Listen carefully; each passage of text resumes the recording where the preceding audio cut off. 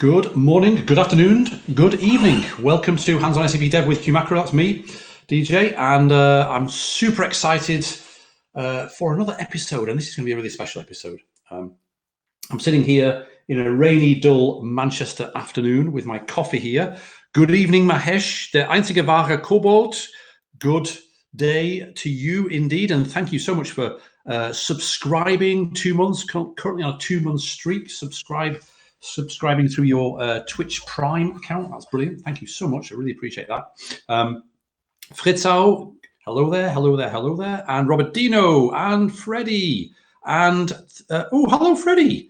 And Mark and Leo and Helmut. This is amazing. We've got so many people already.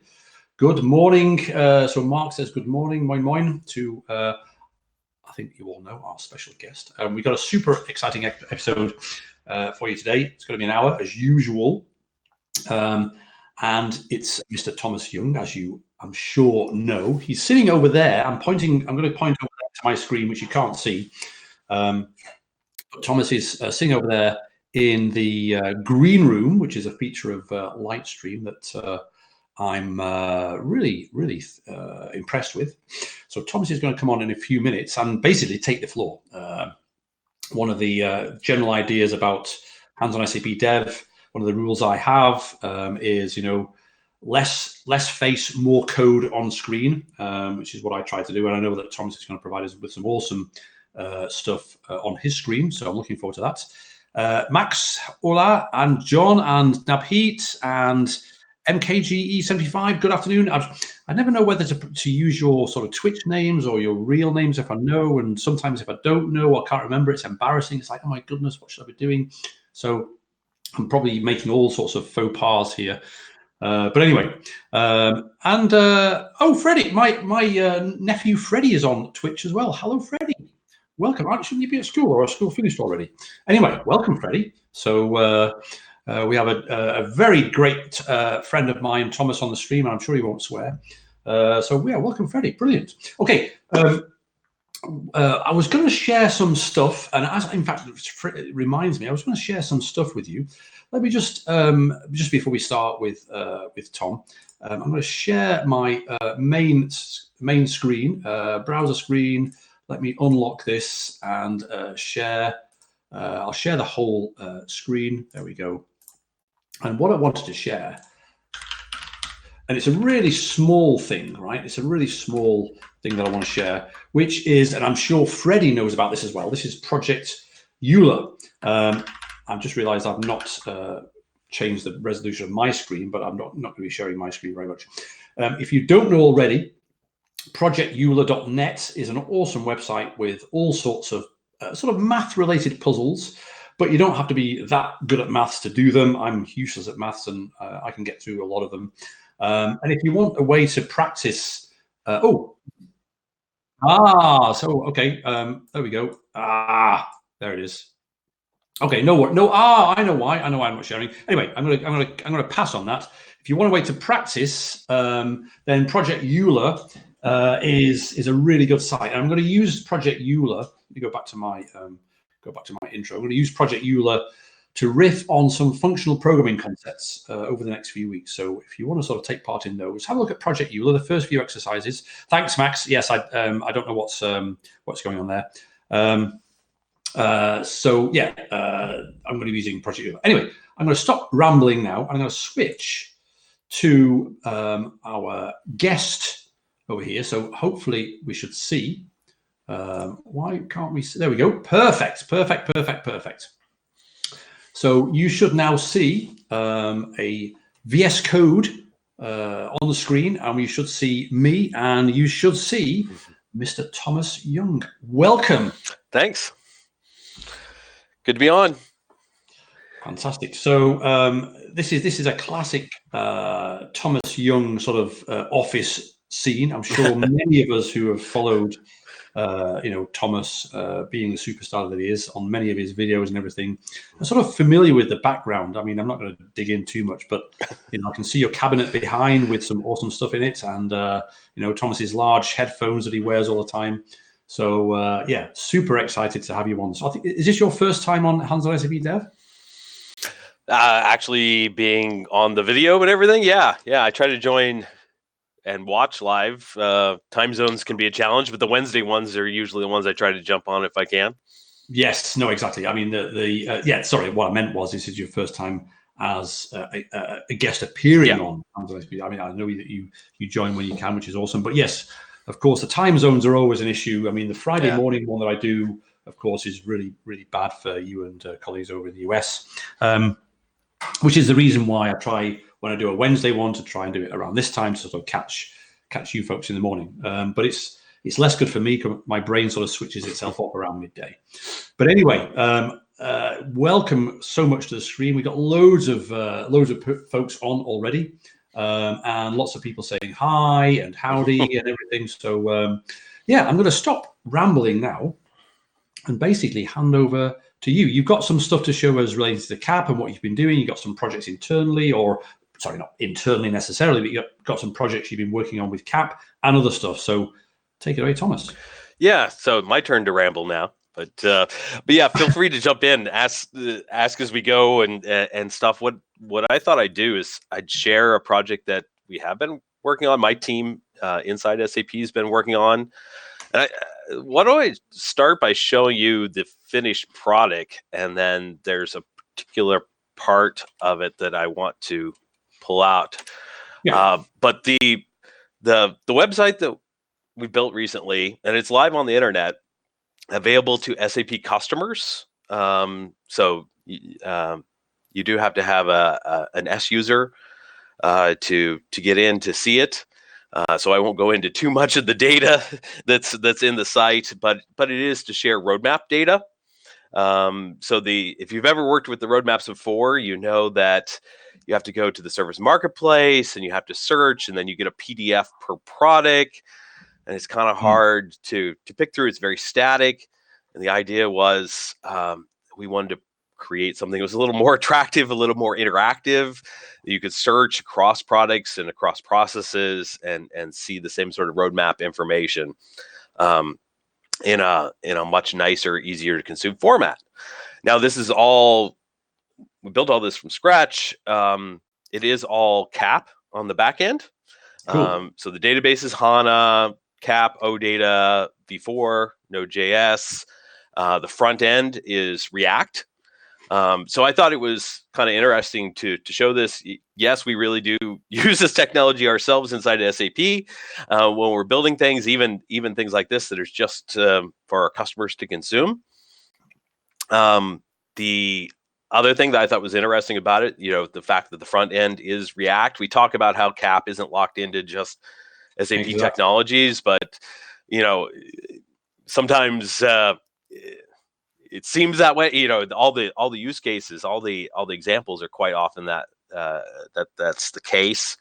But an interesting thing about this, and maybe I can bring it up later, is to maintain all the data, all the roadmap data.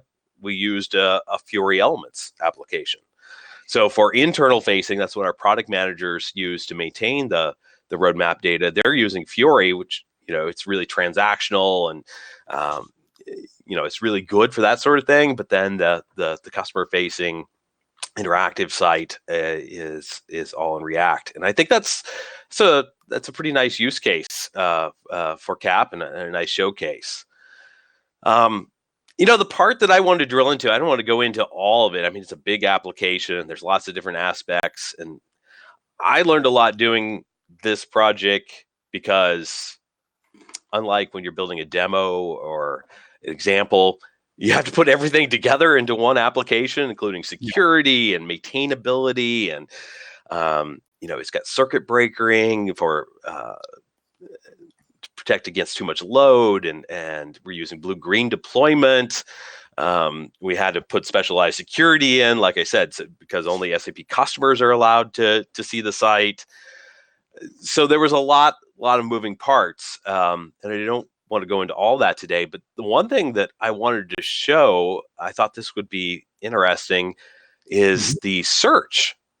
Because one, we worked pretty hard on it to get it to be pretty intelligent, and we're using HANA for the search. We're using the fuzzy search and the text analytics of HANA.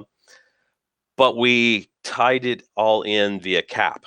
And I thought that would be an interesting thing to drill into today, to show how we were able to use some of the search capabilities that are built into OData, but then extend that and take advantage of some of the HANA specific stuff, but yet without breaking out of CAP. And I thought that was pretty interesting. For instance, I'm searching here for S4, and yes, I get a product S4, but then I'm also searching inside the descriptions and inside the long text to find S4. And actually this highlighting, where it's highlighting the search results, that's being done on the back end as well. HANA is actually doing that part as well. So all the front end has to do is display this. And maybe let's just see what this call looks like here. Excellent. And while you're putting that together, John Murray has commented to say he thinks it's great to see React being used more, which I agree with. And MayJ139 has a question out of curiosity. How long have you and your team been working on this? Working on the site. We had a prototype that we showed at TechEd to get feedback, closed door feedback, but it was largely mocked up. So I would say we started actually building the site coming back from TechEd Barcelona. Wow. Okay. And then we went live. 2 weeks ago. So what is that? Was that 4 weeks, 5 weeks, something like that? Yeah, it's all a little bit of blur. It was a lot of late nights, a lot of weekends. But yeah, that was pretty much the time frame for the project. I mean, there was a lot of design work done up front. I don't want to discount that effort, but actually building the productive site fitting into that 5 week or so time. Cool. Yeah, what I wanted to show you here is I wanted to show you the search, how we're doing this. You might want to make the dev tools a little bit bigger. Yeah.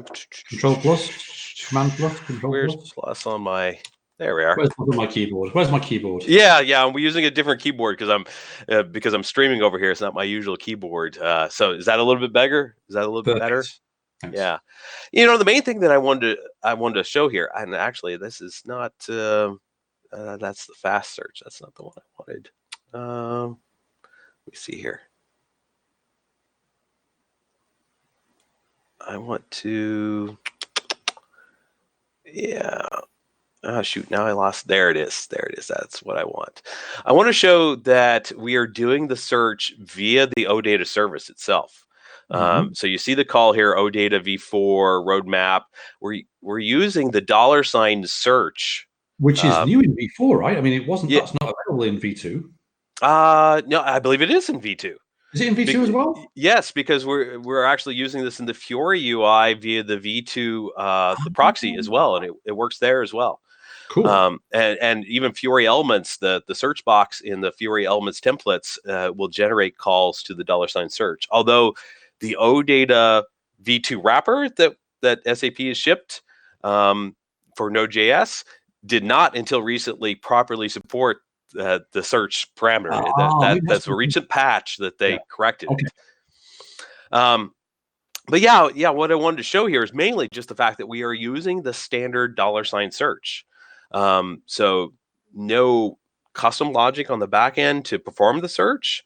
And this was sort of the magic here that we wanted to achieve, was stay within the OData standard, use the $search, but still make this work with HANA fuzzy search and do things like you see here, order by score. And that is not something that CAP or OData does by default. It does not automatically expose the score or the snippet, what HANA calls the snippet, where they highlight the search term. So we had to extend the standard a little bit. So we just used an exit, and that's what I want to show you here. I want to show you the parts that we did that you get in standard to make the $search work, and then the little stuff that we added so that we could add the score, the snippets, and the other thing that we were able to do is when you have multiple columns, you can weight them differently. And by default, of course, it doesn't know how to weight them. For instance, I'm searching a product field, a short description, a long description. I want to weight those differently. I want the product field to be weighted higher than some of the others. The other thing that I wanted to do, this is a little side, if you type, for instance, I type just just SUC, and you notice the first hit is success factors. Well, that's kind of a leap. How did we get it to be intelligent? It's doing more than just a fuzzy text search here. We're actually using text analysis in HANA and set up some text analysis roles, and it knows the SAP products, and it weights those higher in the fuzzy results. If it can match against something that it knows is a product, it will rate that higher than if just a text string, even though there's probably strings in there that match a little closer, like SUCH. Actually would match closer than success factors, but because HANA knows that's a product, because it's done the text analysis advanced, it rates it higher. Awesome. Yeah. So enough about the website. I can't show you too much more about the website. I want to show you the code of the real product, the real website, but I also prepared code that I can share, because I obviously can't share all the source code on Git of our roadmap website. I can show you little parts of it. I'm sorry. But I did, and I'll show that at the end, I did create a little cut down version with just a handful of fields that I did share on GitHub. So you can take away how it works as well. Thank you. So basically, I want to start with the CDS model, because that's where this all begins. And the first thing you need to do is that $search. All you do is feed a search string into it, but from the client side or from calling the service, there's nothing to tell it what fields to search across. That's all defined in the model itself using annotations. So inside your CDS model, for instance, I wanted it to search the title, the description, and the products. So you just have to add the annotation search default element. And just by having that annotation on that column, then CDS will automatically, what it generates behind the scenes for HANA is a contains clause, and it will use whatever columns that you specify here in the annotation in that select contains automatically when you give it the $search.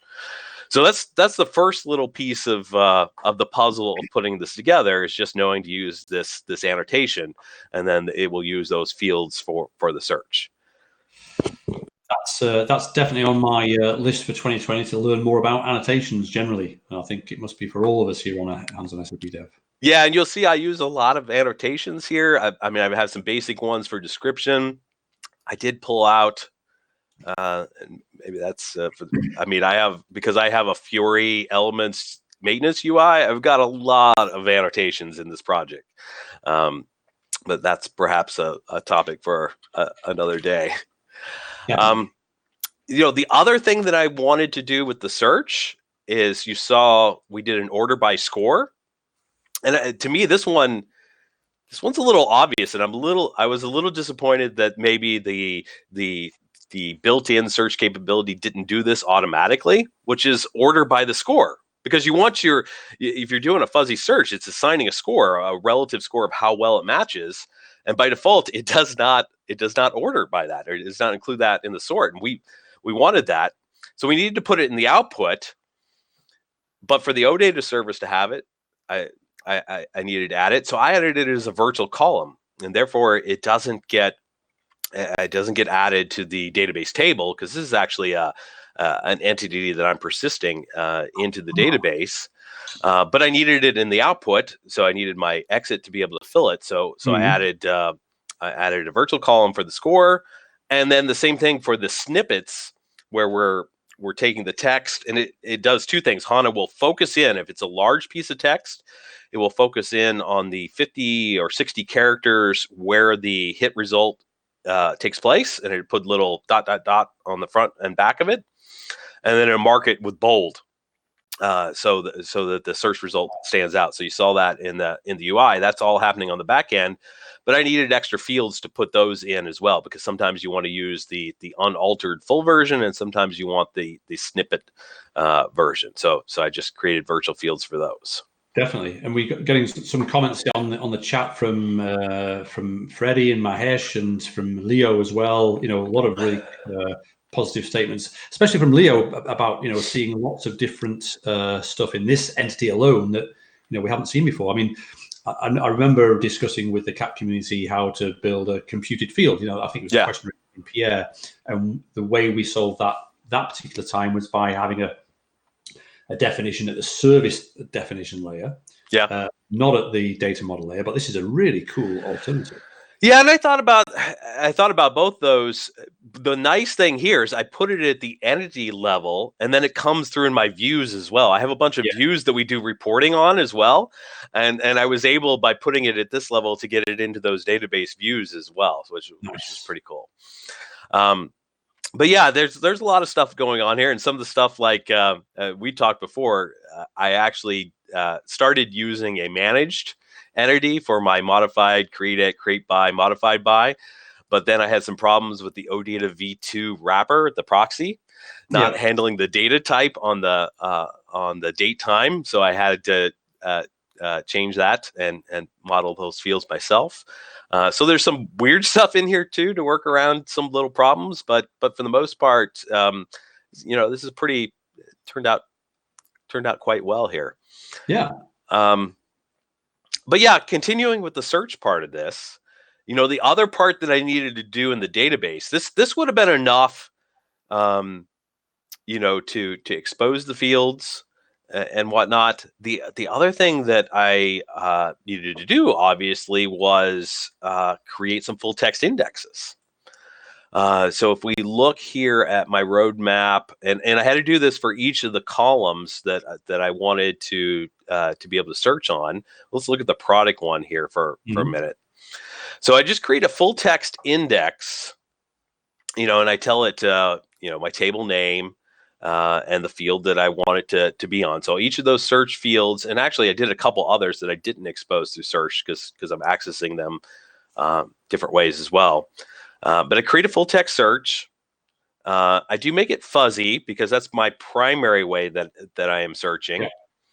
But I also turned on, and this is the other part of this, to make it a bit more intelligent, I turned on the text analysis and text mining as well. And tied to that, I created a full text configuration. That's what this roadmap text config is. And that's where I can build some custom rules. If I look at my text config, what we have here is just some built-in rules that's going to allow me to tap into primarily some of the built-in linguistic rules that already are delivered in HANA. It already knows things about how to identify a product and how to identify an organization. It's pretty cool that I didn't have to really write any complex rules. And when it analyzed my data, it was able to pull out the SAP products and know that they're products, which I thought was really awesome. Really pretty powerful. And so the combination of this text index and text config, when I build the CDS and build out the tables, what you end up seeing here.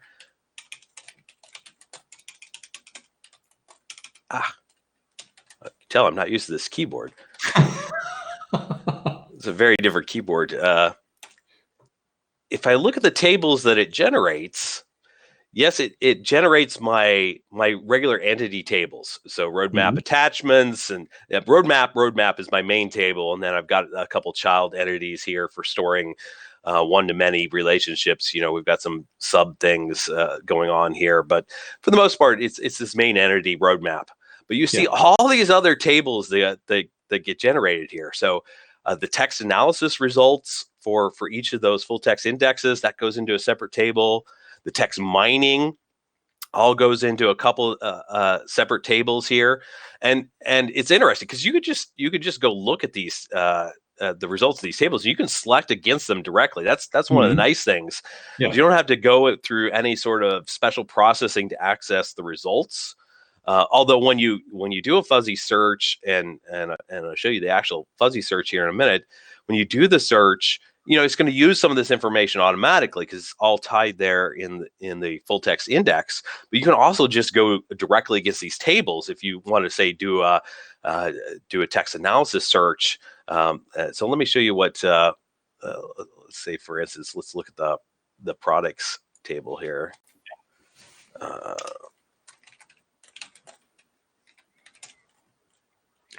Folks on the stream, just give us a shout in the chat in case this is you want us to change the font size here, but I think it should be okay. Just give us a shout if it's not big enough.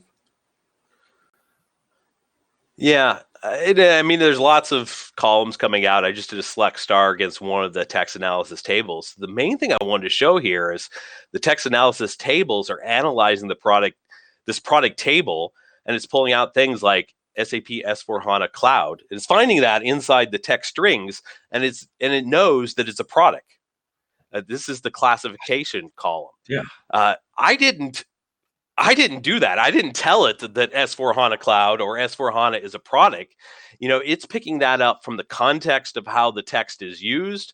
And for instance, here, success factors or the term SAP, it knows that that's an organization. So it's done all this pre-analysis on all the data. And every time you insert new records in the database, it's asynchronously building these tables with new entries in these tables. I was impressed by how smart this was and how well it worked out of the gate. It knows so much. It was able to analyze so much, and then how that impacted the fuzzy search. And you saw that in the UI, how it put S/4HANA at the top of the fuzzy search, even if technically from a pure fuzzy text standpoint, it wasn't. It didn't rate higher. The score did move up because of this information. This is why it moved up in the search results. And I thought that was pretty cool. I thought this would be, honestly, when we went into the project, when they gave me that requirement, they were like, we want a fuzzy search. We want it to be a really intelligent fuzzy search, like Google search is what they said. And I was like, oh my God, there's no way we're going to build that. That's going to take, a PhD and more data than what we have, and we're going to have to train it and stuff like that. But I was super impressed at how easy this was. How do you spell Skynet? Yeah, I know.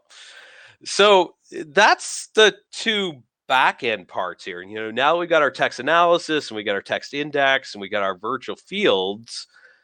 The next part that we needed was the exit, right? Yep. Because by default, the $search would generate a contains, select contains, but not include the weighting or anything like that. Exactly. And let me show you this. So what I had to do is go into my service, and I've got a little exit handler here.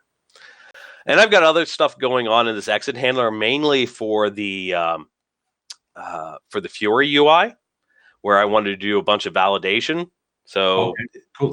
There was some custom business logic validation that I wanted to check. We've got some stuff that's actually strings, but I wanted to check to make sure it's in a certain format, and I'm checking some statuses and stuff like that. Even those examples there, just scroll up a little bit again. That shows how easy it is to do sort of back-end validations. You're just returning a status code 409 with a message.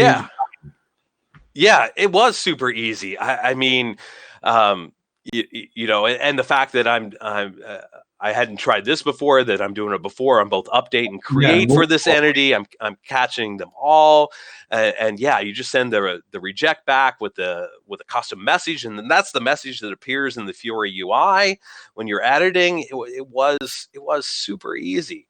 And I've got stuff going on where I'm also reformatting some of the dates and stuff like that. I've got some more complex stuff here on create. Where actually when you create a new record, I'm automatically updating a search index that actually combines multiple fields from multiple child entities into one flat field on the parent entity to make it easier to search. So I've got some kind of hokey stuff going on here, but it all worked really well. And in fact, for those who don't know, this await CDS run, there's an example of where, while you are handling, in a custom way, a particular operation, you can turn around to the database and do stuff yourself, as the handler. Yeah. Well, yeah, exactly. Because inside the create, I'm actually also running an update on another entity, and I'm using the CDS, the CDL, the abstracted language. I'm not just writing HANA SQL statements, because I wanted this to still be relatively database agnostic, and and map the entities and not have to do name mapping, column mapping, and stuff like that. That's the beauty of one of the things that the whole CAP philosophy offers us, which is abstraction plus the myriad DSLs, the domain specific languages that are built exactly for this sort of thing. Yeah. Same thing here. When I delete a product from I have a subtable, I have a sub entity with multiple products, and I wanted to update that little index field. I do the same thing here. I've got to go see which ones to pull out and rebuild it. So I'm actually reading from a completely different entity and then running an update on a different entity, all from a triggering. So I'm deleting from one entity, reading from a second entity, and then using that data to update a third entity, all in this one handler. Yeah. That's awesome. So RGeeks MRD is saying, what about getting some of those on best practices guide? I think one suggestion would be that, once Thomas releases his sort of cut down version of the source that he's showing us, we can sort of pour over it and study it on the CAP community, and then, make some suggestions to I can make some suggestions to the team, back at base. Yeah, that'd be awesome. Yeah, in my cut down version, which I'll share that in a minute, I did not include all the update stuff because that was pretty specific to the business logic. I focused just on the search. I pulled out just the two fields to search on, but I mean, some of the other things I'm happy to share. I have to remove them out of their specific context of how they're being used. But yeah, I mean, I'm happy to do so. Yeah. So this is the exit for the search itself. So I'm just using the read operation because that's how the search comes in. So if you use $search, it comes into the regular read exit. And then I'm just looking here to see if the query string has $search in it. So I only want to fire this exit when the $search comes in, which $search overrides $filter. But acts very much the same way, and actually, I'm actually going to switch over to my cut down version here in a second because I'll debug that one. But what I did here, at first I was like, I'm going to have to rebuild the host select statement and override it and pass the results. That's actually what I started to do. Is I just rebuild the select statement, look at all the query parameters, and I was like, I'm going to have to do this all. But ultimately, what I decided to do is I'll just overtake the generated select statement that's already been built by CDS, which has all the where conditions and all the other filter criteria already built into it. And I'll just add stuff into it. Exactly. So, don't fight it, embrace it. Yeah. So I was able to just add extra columns in the read exit. I wasn't even sure this would really work, to be honest, as I'm doing this on the read. So I'm overloading the read exit. But the trick here is you don't have to completely replace it. If at the end you just return next, then it will go on with its standard processing. Exactly. The CDS standard handler. So I'm able to monkey with what it's going to do before it does it, but after it's pre-built the query, and then let it go ahead and run the query for me and do all of its regular processing. Yeah, which I thought. I love the idea. I love the use of the word monkey there. I think that should be in the documentation. If folks are looking for another example, on the Tech Ed mission about CAP, we also have a JavaScript exit that monkeys around with the incoming request and the outgoing response, and then let's go again. So again, that's an example of letting the whole CAP engine do its thing, but just tweak it and touch it and caress it as it goes through, as you need to, and it just works really well. Yeah. And all I'm really doing here is I'm adding some extra columns. So you get score, the score function, anytime you select using the contain statement in HANA against columns that have a full text index, you can add the score function or the highlighted function. Now, if you do this against a column that does not have a full text index, you will get a SQL error. It'll come back and say you must have a full text index. So that's the only caveat here. If I would accidentally add another column, add that annotation to another column that did not have a full text search, then this would just start throwing errors. So you have to be a little careful about that. But as long as you're careful, this is pretty powerful. The fact that I'm including the score. And then I can add the order by on score, and I can get my highlighted snippets here. The other thing I wanted to do was alter the actual fuzzy search itself. And there are some arguments, some parameters that go into the generated fuzzy search. By default, the basic fuzzy search, I forget which calculation mode it uses by default. I think it was just standard or something. I can't remember what it was, but I wanted the symmetric search because that used my text analysis results better.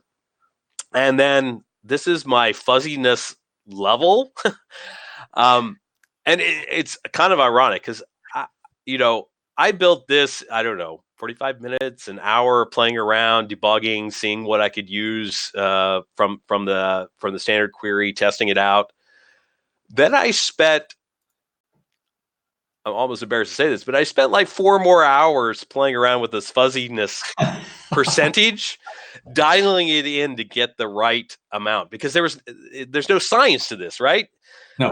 I mean, 70%. I mean, what does that mean? Maybe somebody that understands the algorithms behind this better than I did would dial into that right away.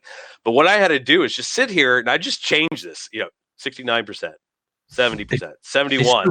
It's so funny because I thought you'd use 0.7 because almost every example I've seen of the fuzzy search value on ABAP CDS views has used 0.7. So I thought, he's just taken 0.7, but that's a result of hours of research. It means that 0.7 really is not just a random number. But I think CDS, if you don't override this, and I'm overriding the fuzziness level, I think it defaults to 0.75, if I remember right. Oh, is it 0.75? Maybe it's 0.75. Yeah. But I actually spent a lot, and like I said, the irony here is it wasn't that far off the standard, and I probably could have just went with the standard. But I spent an entire afternoon trying like every different value here, and to get the results. And it was funny because you get just a couple of percentages away from this, and it's totally out of whack because you get a couple percentage off, and it's too fuzzy. And then like you get everything in your results, and then your score becomes meaningless. Everything has a 90% score, and you're getting just every this, then, and if you dial it in too much, then all you get is like exact matches. Yeah. And there really was a sweet spot that was only a percentage or two difference here. So I spent an entire afternoon playing around, researching this to really get it dialed in to where we wanted it, and running a battery of searches to and knowing what I wanted those results to look like, and testing those at various different levels here. So yeah, learn from my time spent that the 70 range was about right, but with a different set of data. Different indexes, maybe this, would turn out differently. I don't know. I think that could almost be the next hands-on SAP Dev T-shirt, fuzziness level 0.7. Yeah. One other thing that I just remembered that's really important that I want to come back to is this token separation. My search had S/4, right? Yes. That's how we write S4. And by default, the token separator has forward slashes and backslashes in it. And that was totally breaking my fuzzy search because it would take S and 4 and it would put them as different tokens, and it could never find S4 together as a string. So And yeah. I also spent a ton of time figuring out why in the world can I not search for S4 or C4? This is such an important term. I have to be able to search for it. It was this token separator. And as soon as I took the forward slash and backslash out of my token separators, then it started putting them together as a single search token, right. and it worked perfectly fine. So so that would be another lesson learned that I would share with people is pay attention to these token separators here based upon what kind of data you have. Brilliant. Brilliant. So let me actually switch over. This is my cut down version that I already put out on GitHub. And you'll see here, I actually just took a, this is something I had for OpenSAP where I created a little central model that has countries and regions. And then I created some views on it to help searching. And I did this because it has a whole lot of data. But I was able to do the same thing here with my regions. I wanted to be able to search on the description of the region. And I did the same thing where I added the score and the snippet processing, but there's not a whole lot of entities and entity relationships, so I was able to focus down here. Yeah. And then the same sort of thing here with and the other one has a lot of other processing, because we're doing editing and actually I've got circuit breakers and monitoring tools and a lot of security. This, I pulled out all the security. I pulled out everything else. It's just a query on these two entities, and it supports the search. This is a really nice example of what you showed us before. Yeah, and it's the same exit basically, but what I want to do here is I want to just go ahead and I'll just set a breakpoint here. And for those wondering, I think if I remember rightly on line 6 there, rec._.query, the direct._ gives access to the whole request, doesn't it? Yes, the raw request. Yes. Yeah. That's where I'm getting the URL parameter. Yeah. That's why I'm looking at that one. But yeah, let's go ahead and debug this and look at this request object and what we're getting inside this exit here. We'll give that a second to start up. There we are. And I'll go ahead. Oh, I closed my other. And while Thomas is sorting his windows out, the return of next is basically given to the function as the second parameter, and then you can call that, like Thomas said, to say, I'm not done yet. Let the other parts in the chain continue. A little bit like the way that you have stacked handlers in Apache. Yeah, or express handlers. I mean, and actually even the syntax of next is exactly like the express handler.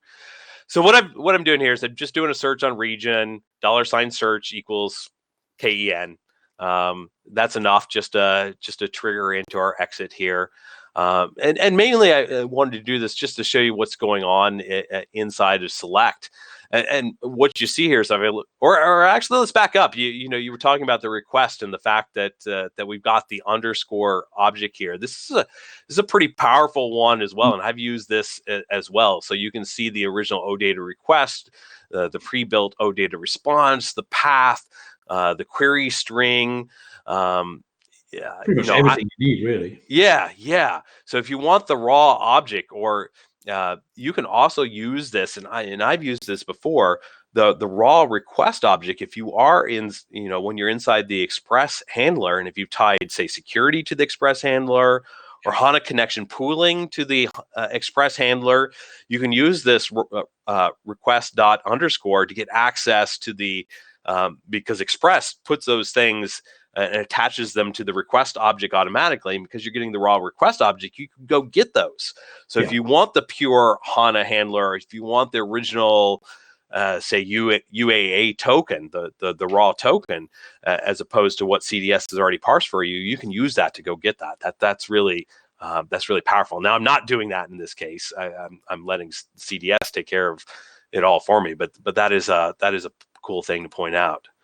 The main thing I want to show you here is, I'm down here in request query, and then select, and what you see is it's building up the select, but it's a JavaScript object. But for instance, if I go into columns, then there's an object for each column that's being selected, and that's why I'm able to just use push and add more columns to that array of objects there on the select, and then alter the select statement that will be run.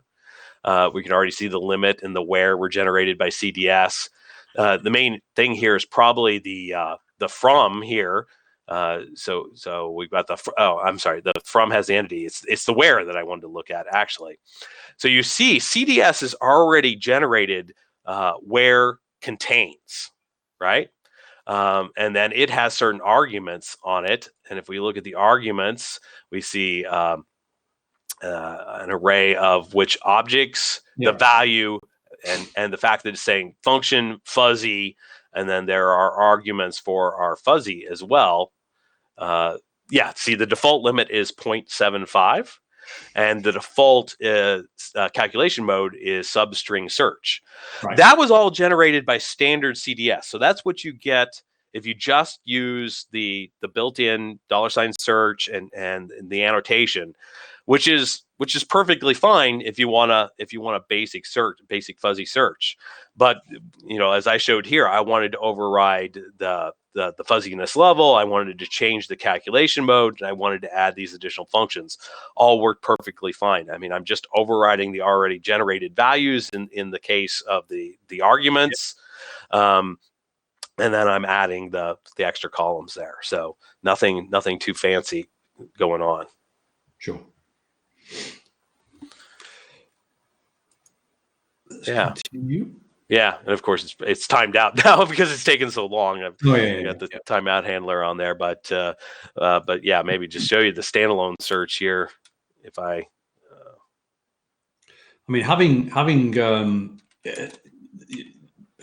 the whole sort of CQL at a DSL level, and also having the whole request parsed into effectively something you can just manipulate programmatically with JavaScript, just gives you so much more power when you're actually handling the request yourself, right? Rather than you're not writing or rewriting SQL statement parsing code. You're just manipulating objects.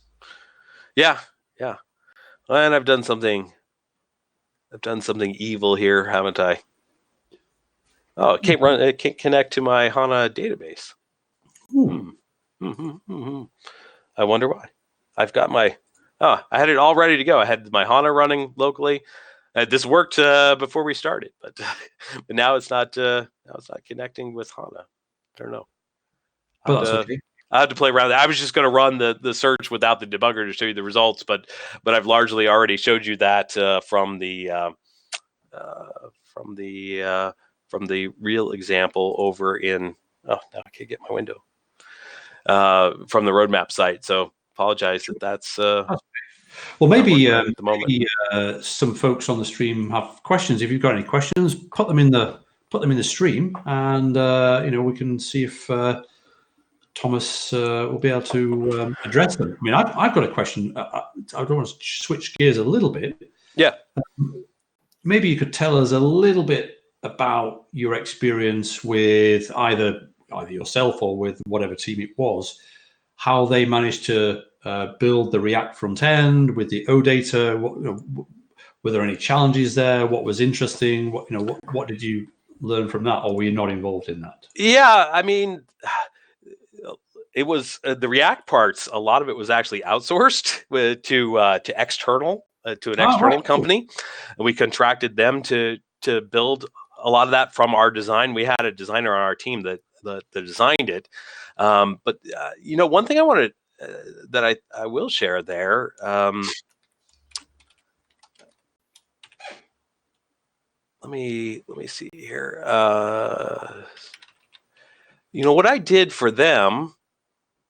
Let me go ahead and log into the QA site here.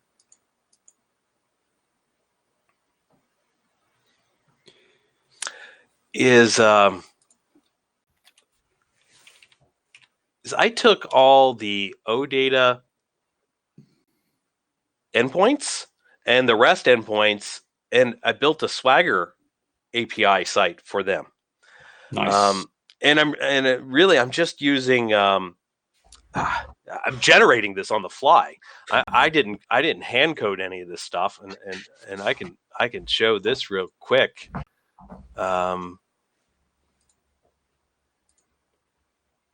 That's just my handler. 1 second here. I'm using a library, OData to Open API, and I take my compiled CDS. I take my CDS and I compile it to EDMX, and then this module that I found on the internet will take the EDMX and convert it to Swagger.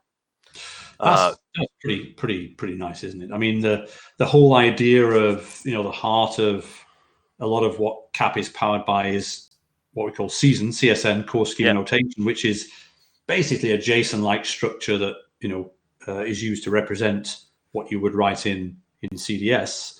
Once you've got that, you can go in either direction with lots of different flavors, right? So this is what you're doing here. Yeah, it's exactly. And and then from there, I have some REST APIs as well that I hand coded, and I'm using a similar tool, Swagger JS doc, for those. That's mostly this admin stuff, and you just create a JS doc block before each function, and then that will generate the Swagger UI for those as well. So that's what I gave to these external consultants that didn't know anything about HANA. They actually didn't know anything about OData. When I first told them we were going to use OData, they were like, we don't know anything about this SAP proprietary stuff called OData. And I was like, So the first thing I did is I sent them the Oasis documents on OData. But then I said, okay, so here, just go use this Swagger site, and it's going to show you all the APIs.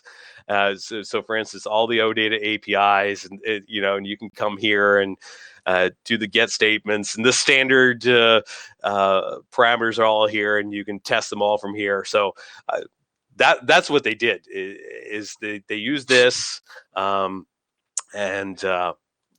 that, I mean, I'm assuming from that as well that they use this, having been presented with this API in this standard Swagger format, they just treated it as any other RESTful API rather than with any particular OData baseball cap on, which is ironic in many ways. I mean, I remember in the early days of the UI5 forums and everything, some people were using a JSON model to consume an OData service, and they'd call the OData service and plonk the whole results in the JSON. That felt wrong.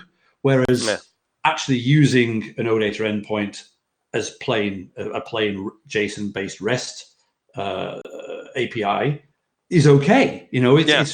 We're just on that cusp of it feels right, or it feels wrong, and this feels right.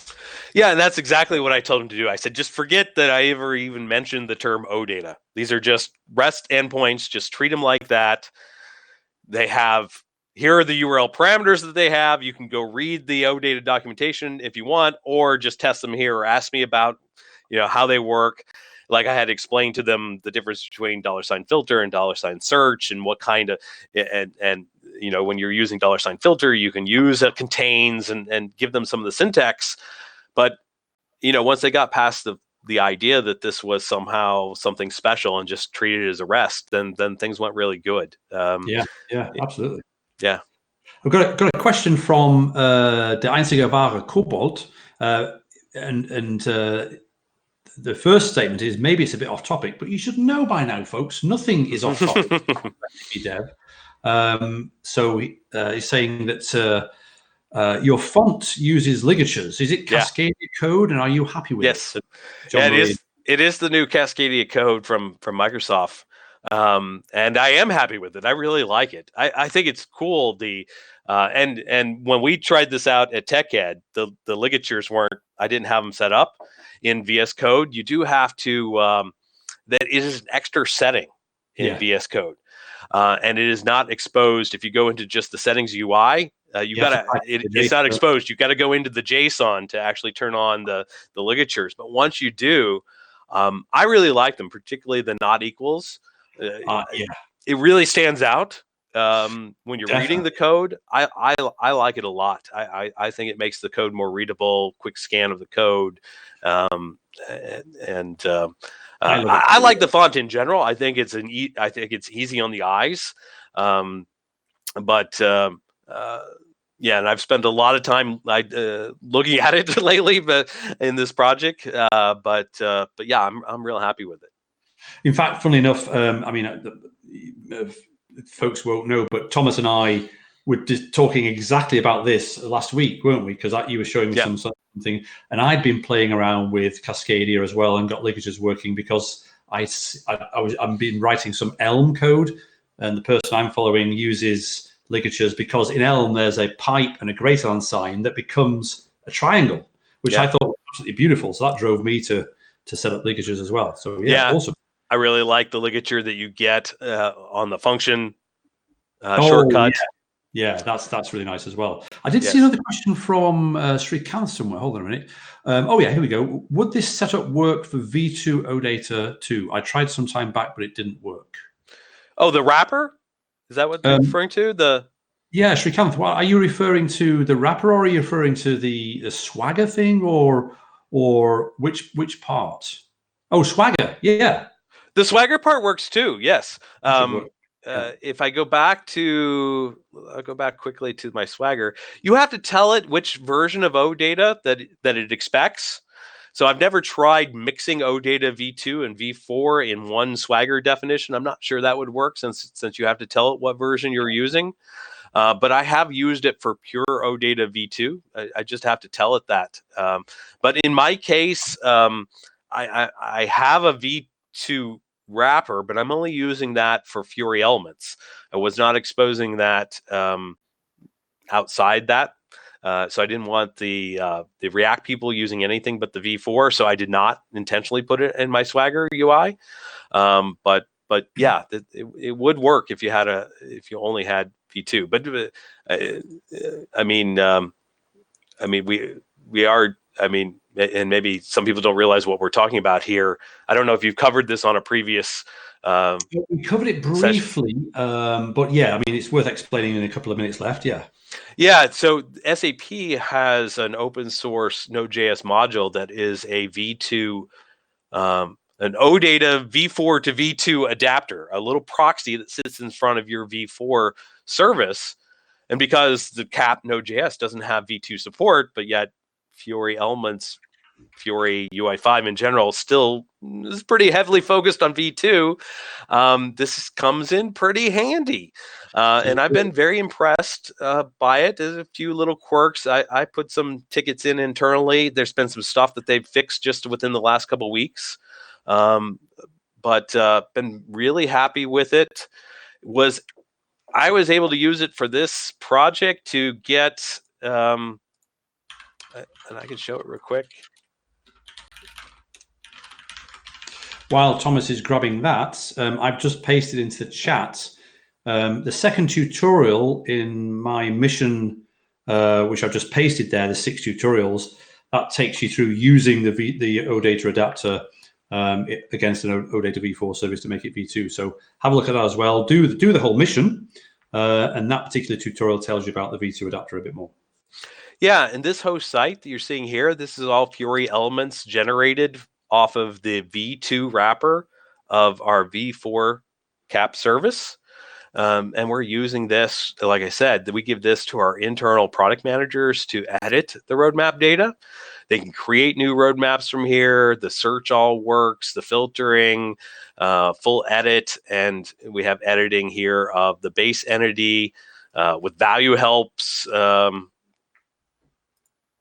So all that's coming through, and then the sub entities as tables internally here.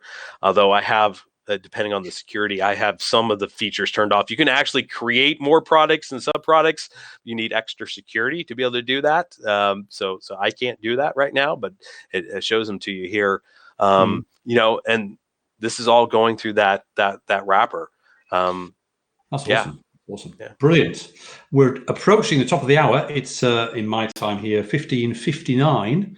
So I think we've got to wrap it up. I would love to talk about this for the rest of the day. Mr. Thomas Jung, first and foremost, you are one of my all-time heroes. Thank you so much for coming and telling us about this stuff, and just generally being yourself, which is awesome. Yeah, thanks for having me on. Thank you, and also just as importantly, thanks to everybody who's joined the stream, everybody who follows the QMacro99 Twitch ID, and subscribed and everything like that, and most of all, the people who are chatting and asking questions. That really makes it real for us. So please never think that any question is too small or too silly, or any comment. Just chat away. It's it's really enjoyable for us, and it makes it even more interactive. So thanks all. It's the top of the hour. I'm going to end the stream now. I'll be putting up the recording and the annotations in the next few days. Thanks, Thomas. Have a great day, and everybody else have a great day as well. Bye for now.